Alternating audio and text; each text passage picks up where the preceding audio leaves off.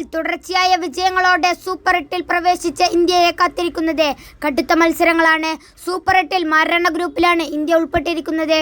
പാകിസ്ഥാനെ കൂടി കീഴടക്കിയതോടെ ഗ്രൂപ്പ് ഘട്ടത്തിൽ ഹാട്രിക് വിജയങ്ങൾ സ്വന്തമാക്കി T20 ലോകകപ്പിന്റെ സൂപ്പർ 8 ഘടകത്തിലേക്ക് ഇന്ത്യ യോഗ്യത നേടിയെങ്കിലും സൂപ്പർ 8-ൽ ഇന്ത്യയെ കാത്തിരിക്കുന്നത് ശക്തരായ എതിരാളികൾ. ICCയുടെ സീഡിംഗ് പ്രകാരം ഇന്ത്യ സൂപ്പർ 8-ൽ ഗ്രൂപ്പ് 1-ലാണ് ഉൾപ്പെട്ടിരിക്കുന്നത്. ലോക ക്രിക്കറ്റിലെ വമ്പന്മാരായ ഓസ്ട്രേലിയ, ദക്ഷിണാഫ്രിക്ക, വെസ്റ്റ് ഇൻഡീസ് എന്നീ ടീമുകളാണ് ഈ ഗ്രൂപ്പിലുള്ള മറ്റംഗങ്ങൾ. ടൂർണമെന്റിൽ ഏറ്റവും കഠിനമായ ഗ്രൂപ്പായാണ് ക്രിക്കറ്റ് ലോകം ഇതിനെ വിലയിരുത്തുന്നത്. Group 1 India, Australia, West Indies, ദക്ഷിണാഫ്രിക്ക. Group 2 England, New Zealand, Pakistan, Sri Lanka. Group ഘട്ടത്തിൽ നെതർലാൻഡിനെതിരെ ഒരു പോരാട്ടം കൂടി ഇന്ത്യക്ക് അവശേഷിക്കുന്നുണ്ട്.